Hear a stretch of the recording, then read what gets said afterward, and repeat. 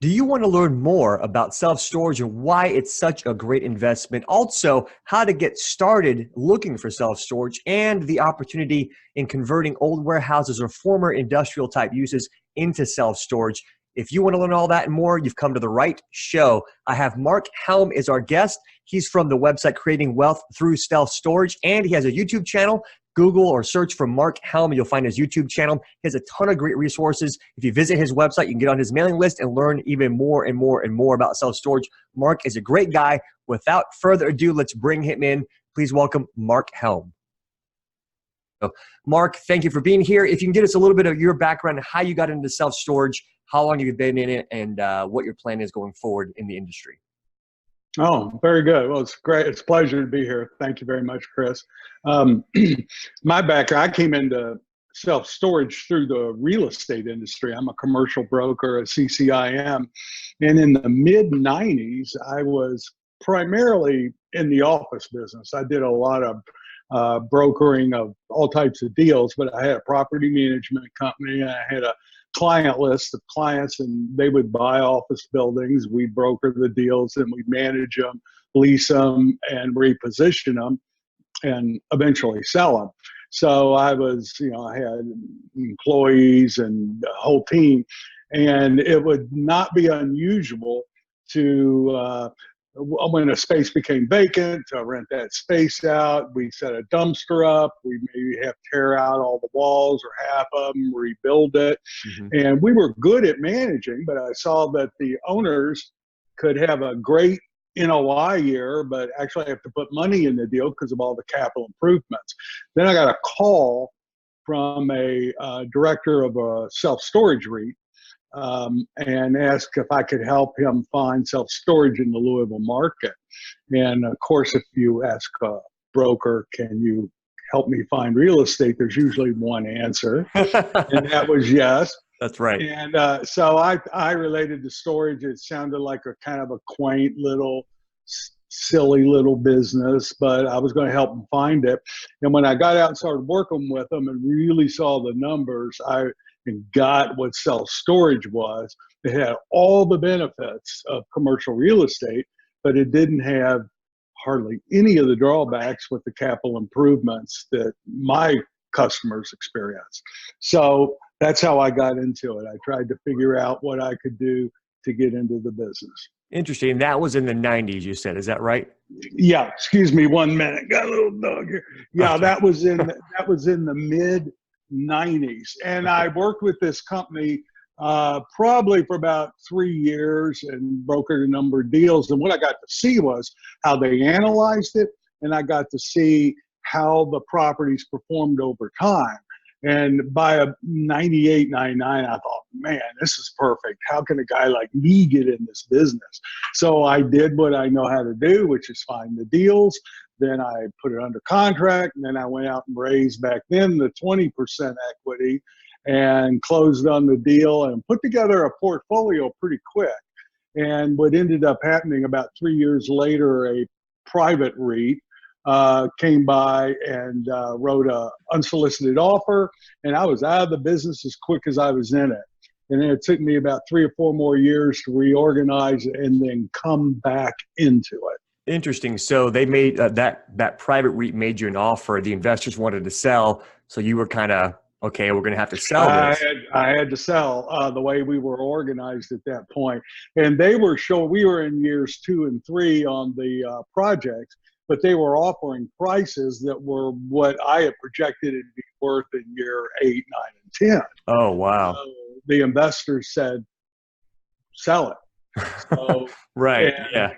At that point, that's what we had to do. Yeah, it's kind of tough to argue. I'm organized a little differently now. Okay, good deal. So let's dive a little bit further into that. So you had said that you saw how great it was compared to office and some other things that you were doing.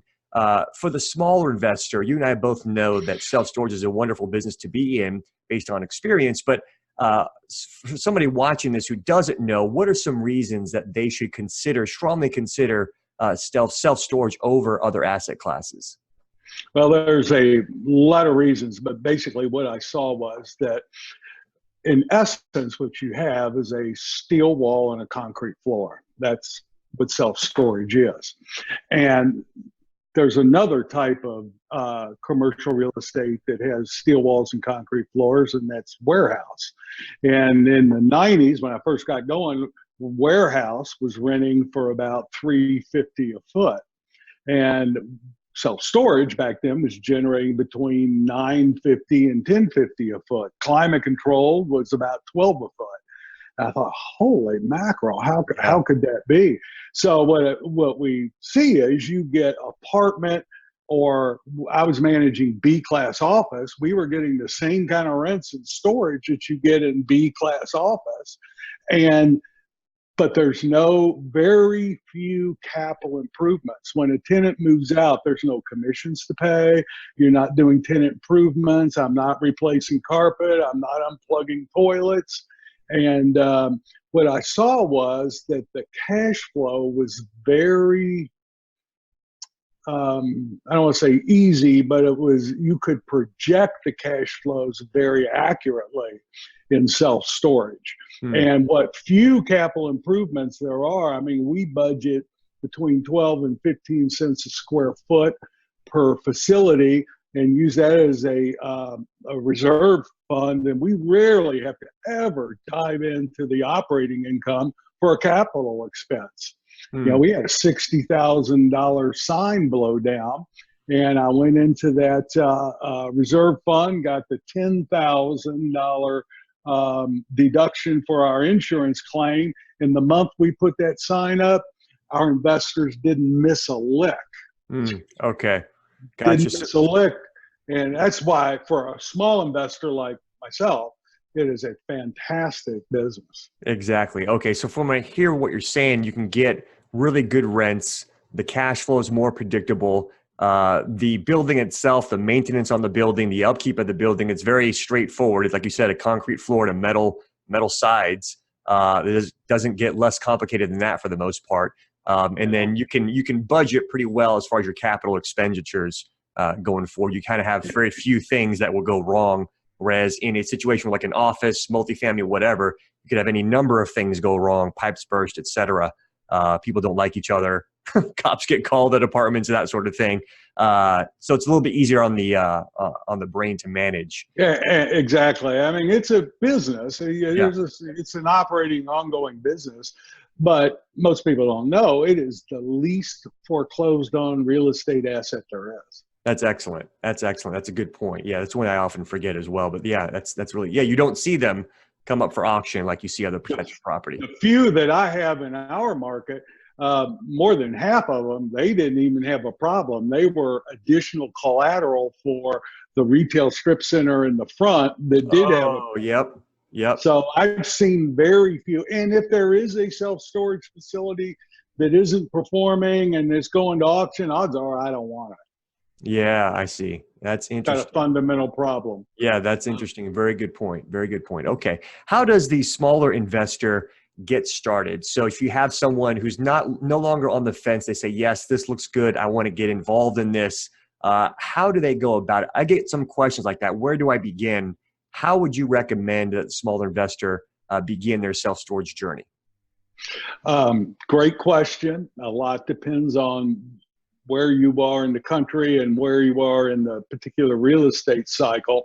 But what we've seen is since the recession, the Great Recession, they call it, storage performed very well. It was one of the top three. The other two fantastic performing assets during the recession were office, medical office, and student housing, both of which are very capital intensive. I mean, you could spend $200 plus per square foot building that product. Storage is $50 to $75 a foot. Yeah, much less. I'm talking institutional grade self-storage. But that brought a lot of institutional money into the self-storage space, and prices, as everyone sees, are very high. So it's hard to buy an existing facility and make the numbers work for small investors like us to get the kind of returns that we need to make it worth our while. Mm-hmm. But what we can do, and what I teach people to do, is you can do value add plays. And typically the value add plays that I recommend and that we do are expansions and conversions. Buying a mom and pop type facility and then doubling its size and taking it from a mom and pop to something a REIT would look at, or recycling an existing building. Most people don't realize this. We spend a lot of time talking about REITs, but REITs really only own about 20% of the self-storage facilities. This is still a mom and pop industry. And over the next decade, what percent of those properties you think are going to come to the market? You're right. A lot of them. There is a lot of opportunity. Yes. 62% of all self-storage facilities are owned by someone who just owns one. Yeah. So a lot of opportunity. That's the play that I would do now. Now, the thing is, these aren't home runs. It's hard to, you're not going to double your money in 2 to 3 years. What we're getting are very solid returns. For example, when we do expansions, we'll buy a building for $1 million and maybe spend another $1 million to create more space, so we have $2 million in it. When we hit stabilized occupancy, it might be worth $3.8 million. And what we're seeing is, over a 10-year hold, we're seeing internal rates of return of about 20%. So if you put a 25% down payment down over a 10-year period, you're going to make about 20% on that $1 million. But the cash flows are fantastic in this business. And we have seen in some submarkets where a lot of new product comes online, we've seen our occupancy rates go down. But I've never seen and don't know anybody who's had a project that went from 90% to 60% or 70%. You may lose 5 to 10%, but I've never seen one just disappear. Okay. And even in the recession, the average was only an 8% drop. Wow. Okay. I see what you're saying. So yes. So the smaller investors should not look at this as if it were some sort of get rich quick scheme. Exactly. Okay. But the returns and the cash flow is a very real thing. And you don't have to be quite as concerned, although you should be aware, but you don't have to be quite as concerned about drops in occupancy, et cetera. When you're looking at deals, your rental rate increases. Let's talk about that for a second. Good. And how that works in self-storage. Because typically, when you underwrite maybe a multifamily deal or whatever, you put in, 3-5%, and on a apartment unit, that could be $30 to $50. How does it look in self-storage? And do you see, how does that look? Well, what I do in my underwriting is I use a 3% per year average increase in income. Now, if you think about it, you've got a 10 by 10 that's $100. That now means 103. We rarely lose people from a price increase. And we make sure, now there have been some years and some projects where I've gone a year and maybe not had a price increase. But overall, our average is well above 3%. It's closer to 6%. But we underwrite it at 3%, and we underwrite our operating expenses at 2.5%. So, because inflation's been about 2.5% over the last decade. So as an owner, the real art is to know how much your income is going up as a percentage over your operating expenses. Because what happens is that, at least on the pro forma, but also in real life, that 0.5% compounds. And that's why we can make, 20% on our money over a time period, because that gap in the income going up over expenses compounds. And that's how we underwrite them. Now, in reality, this last 12 months, we did average in our portfolio about 3.2% increase. Before that, since 2012, we've been averaging 5.7% per year annual increase. Although we only underwrite it at 3, but that's not a hard number to hit, believe me.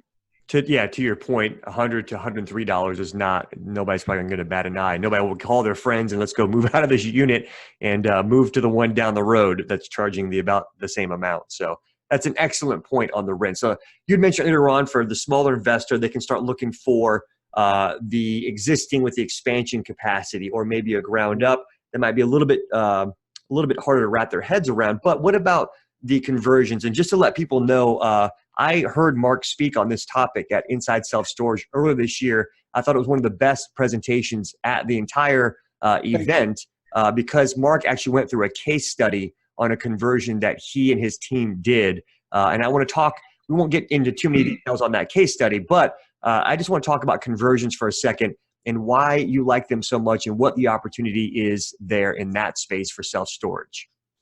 Well, I like conversions because one, you can get to market very quick as opposed to building one. When you build it, you got to get all your approvals. You've got to do all of the site work. And very often, especially in today's market, it's probably a year and a half before you're renting units on a ground up kind of green space construction project.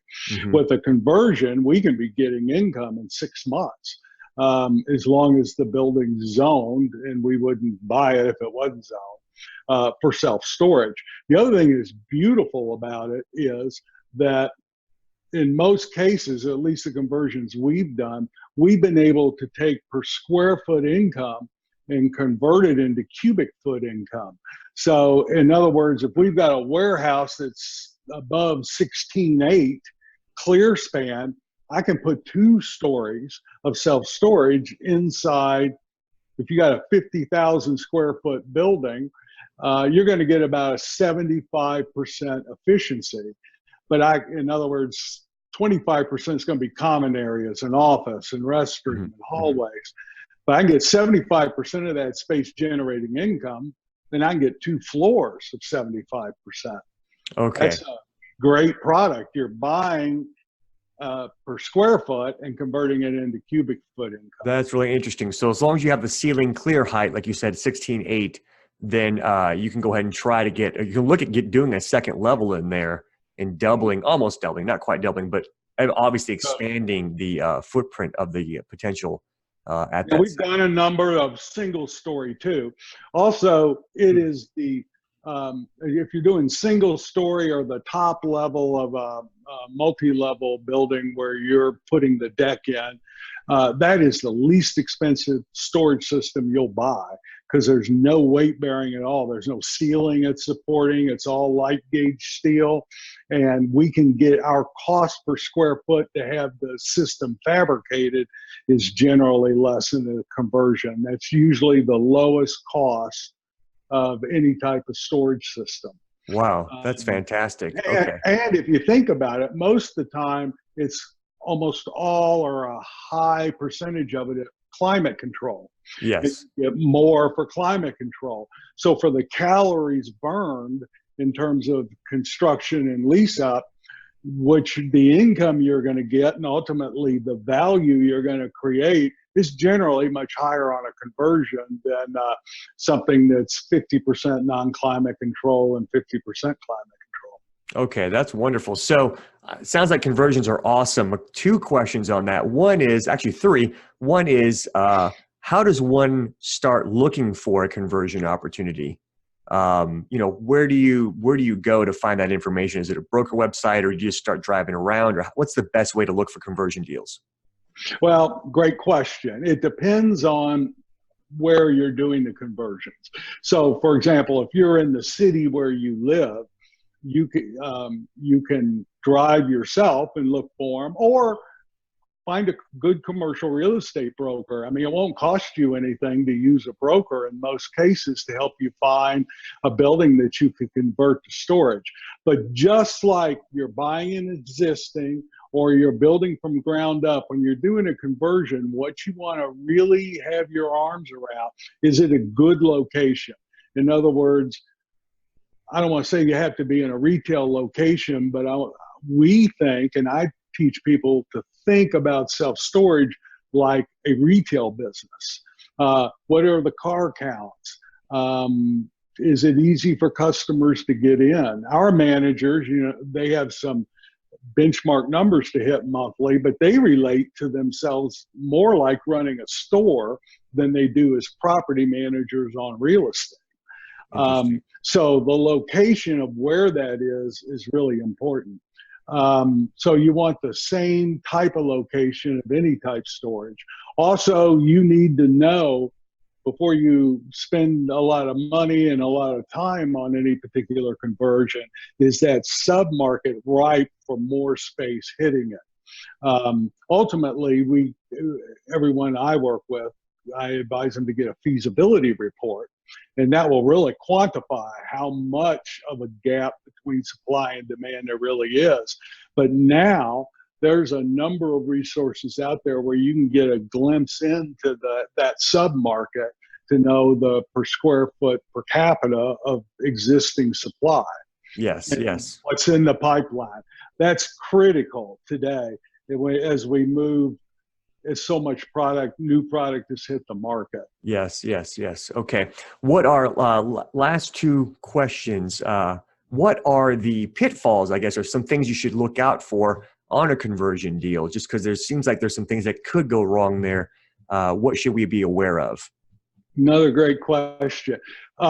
Typically on a conversion, it's a little harder to phase in the construction than it is if you're just doing ground up or doing an expansion. If I'm building 4 buildings 20 or 35 feet wide, I can put 2 or 3 buildings up at a time, and I'm never that far ahead of myself.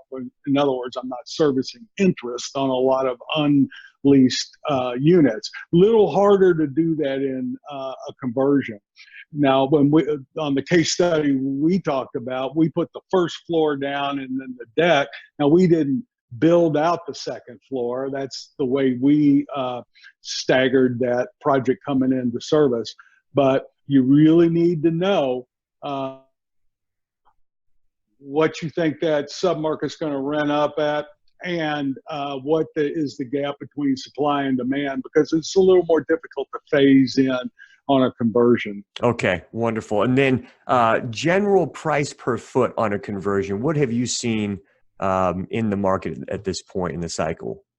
Well, good question. A lot depends on what market you're in. What does it cost to buy the existing building? In today's market, and again, I like conversions because it's probably some of the least amount of money you'll spend. We're spending between $37 a square foot and $42 a square foot, not including the building we're buying, for conversion. Now, we're building really nice, what I think is really nice stuff. We build a product that a REIT would consider buying. So we try to do it real nice. I could do it less expensive. I could also do it more expensive.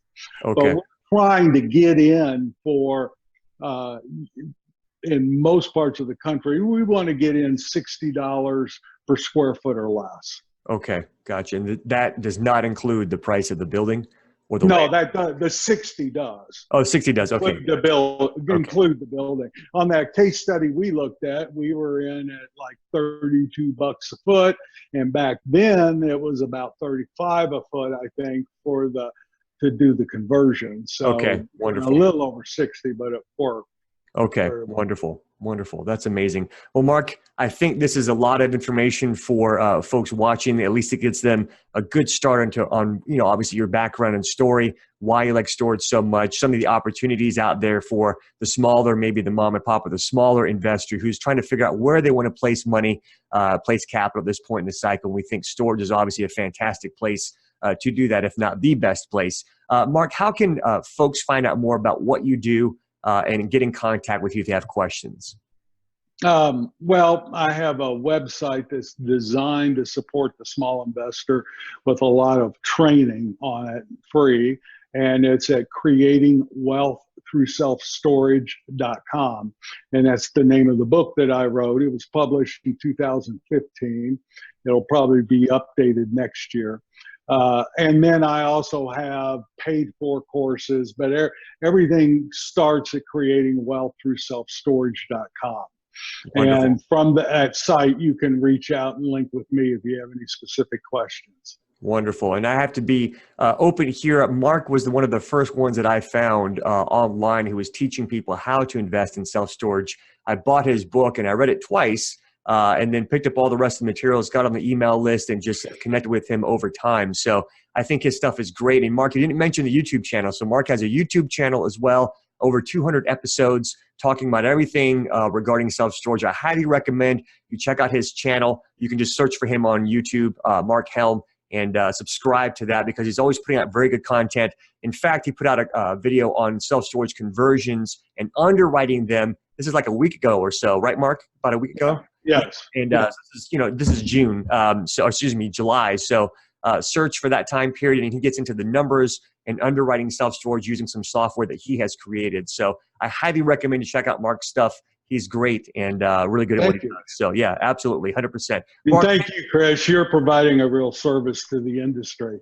Well, thank you. This is by far the best thing a small investor can get in my opinion, and for you to provide for, at no cost, a lot of quality people who know what they're talking about.